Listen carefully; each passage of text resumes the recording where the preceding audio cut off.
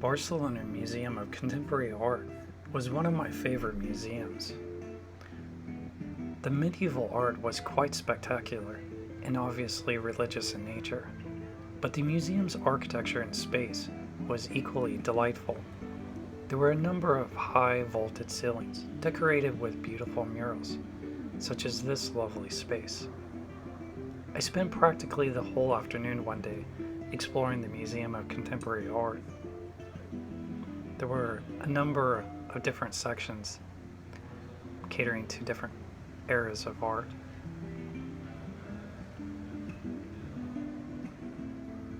In this next brief video segment, you'll see the auditorium in the back of the Barcelona Museum of Contemporary Art. I'm not sure what the purpose was, but it really caught my attention. It's a huge open space and just has a lot of interesting architecture.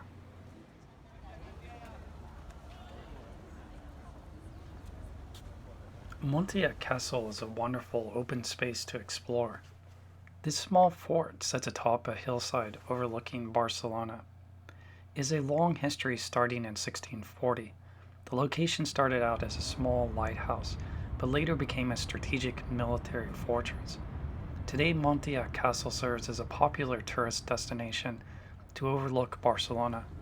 On one side you can view the city, and on the other you can view the port. The port is sprawling and serves as a port for energy, cargo, and people. If you have an opportunity to take a cruise in the Mediterranean, you will likely need to fly into Barcelona. The Montjuïc cable car is a short 8-minute ride that presents excellent views of the city below. I sure got my exercise in. I walked up the hill and then decided to ride the cable car down. Probably made more sense the other way around. The Barcelona Museum of Contemporary Art was my least favorite museum. Before entering the museum, I watched kids claim a large section of public space.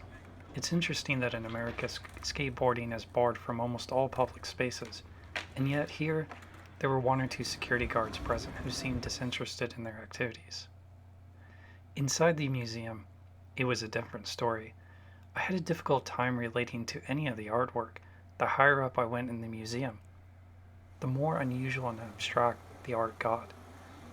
I suppose this was a brief moment in my journey when I experienced a bit of culture shock. I did not spend a lot of time in this museum, for obvious reasons. The La Boqueria is an open market in Barcelona that has been in continuous use since 1217. I found it a curiosity of sorts. There were certainly many sights and smells.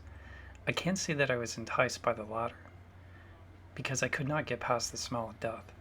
It was interesting to note that a fair number of people in the market were tourists. The vendors didn't seem fazed by the constant clicking of camera shutters.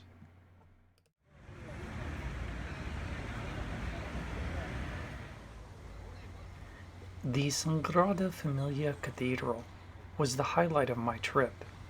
It is by far the #1 tourist attraction in Barcelona. It receives 3 million visitors a year.